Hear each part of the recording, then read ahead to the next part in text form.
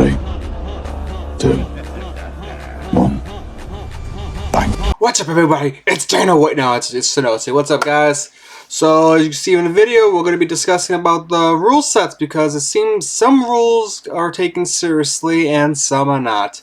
And yes, you guessed it. This is all stemming from UFC 297, particularly Arnold Allen versus Moskov Evlov.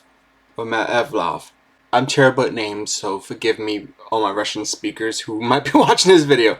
Anywho, during the fight, specifically the third round, we saw Arnold Allen pulling off a couple of nice placed knees to the skull. Now, the controversy that involves this is people saying it was legal. There was a kind of confusion. Feel free to pause the video. Here in Ontario, any part of your body touching the canvas, other than the soles of your feet, make it a down opponent.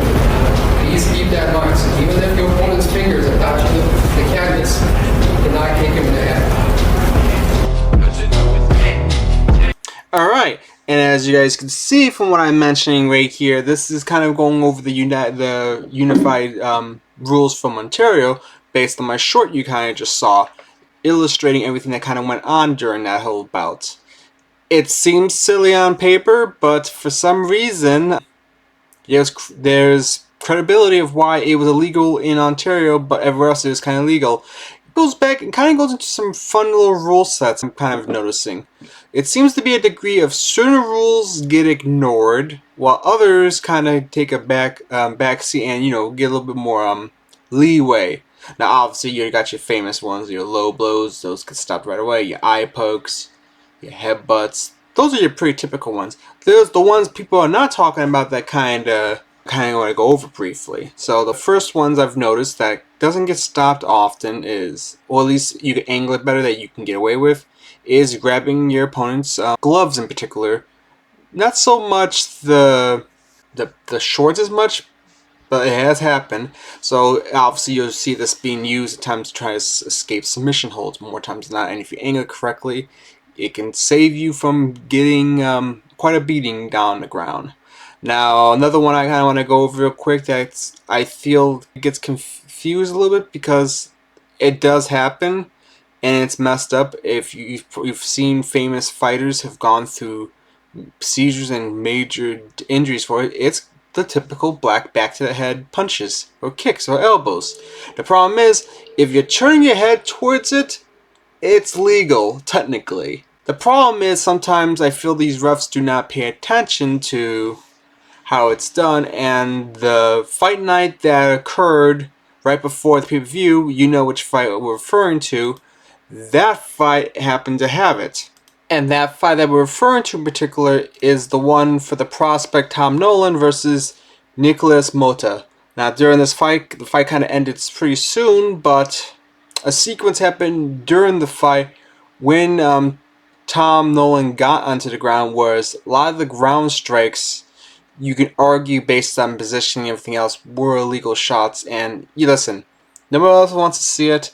People don't get penalized enough for it, I feel. If anything, it comes after the fact or something's been finished, but you don't usually get punished for it. Which kind of does lead me to a scenario that I kind of want to mention when it comes down to a lot of these illegal blows sometimes that happen on the ground. Or in a clinch. A thing I've noticed a lot of refs have been doing that doesn't make sense to me and it changes the dynamic of the fight a lot is you allow the fighter to reset standing. Which, more times than not from what I've seen, the fighter that's who's in trouble for it, they are given a blessing once they are able to reset in that position versus, say, in a, I don't know, side control, full mount, half guard, whichever position you want to picture in your head. A lot of these times when this is happening, the person who committed the foul by accident basically gets punished. Oh, I've seen it on both sides that the person on defense does it, and they still don't reset it, so it makes no sense there. You could penalize the point, you do the warning, whatever, but I feel like whenever you do that, it doesn't make sense. Now, the biggest offender on this list, to me, just my opinion, and yes, I know you're thinking, what's more offensive than the headshot? Well, it's not so much the damage, it's more the fact that I don't see people get punished enough for it.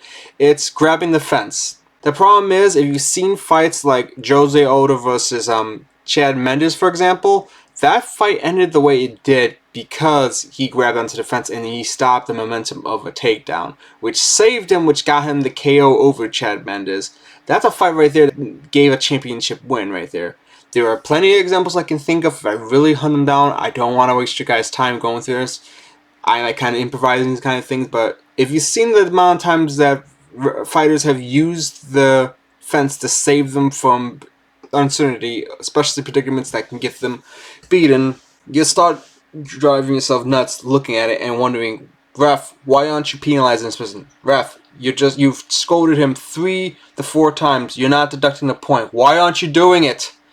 It's a frustrating thing to figure, and you know what? When it comes down to, I know we mentioned the kind of the thing with Ontario earlier, but you know, like no instant replays and stuff like I believe it's New York still has it. Some of these commissions, even though we have unified rules in MMA, it is still a thing that's still going on right now to this day.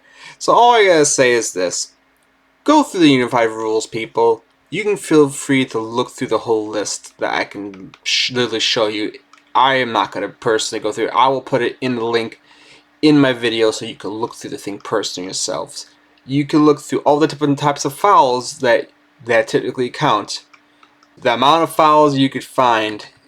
Oof. I mean, disqualifications, you've seen it many times. I don't feel like we're really doing anything. I mean, we got the ones like, you know, the Praetorian jelly that's being used, you know, GSP gate and stuff like that. You've seen that, the grease gate and stuff like that. You know, certain cloths, certain wares can't do certain manipulations, small joint manipulation in particular.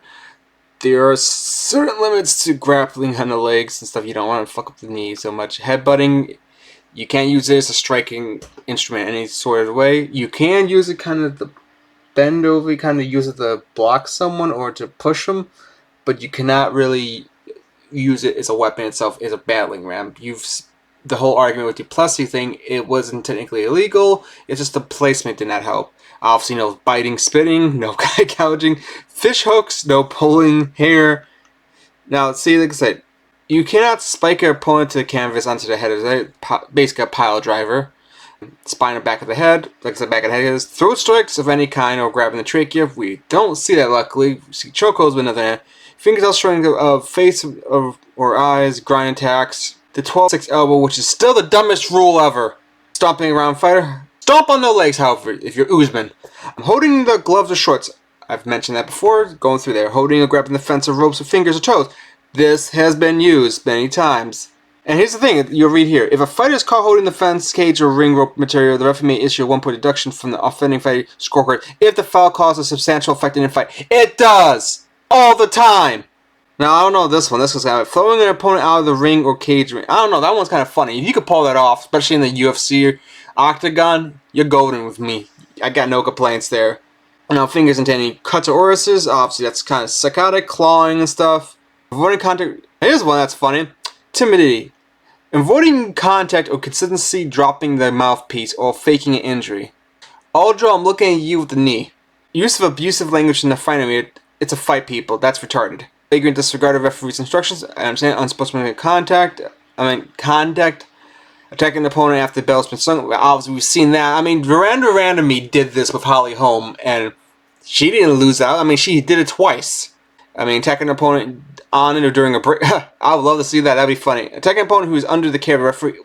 Not going to really see that. Interference from Michelle Corner. Okay, Conor McGregor running right after celebrations. You can keep looking through intentional fouls, unintentional fouls. You kind of get the idea. I don't want to go through the whole list. All I know is, as MMA officials, whether you're a judge or a referee, just please brush up on the rules and get what's going on, because these are factors and they do affect people's livelihood, especially championship fights. That is my rambling. That's enough on my end. I'm glad you guys listening to my little rant. I hope you guys have a good day, and I will see you guys soon. Peace.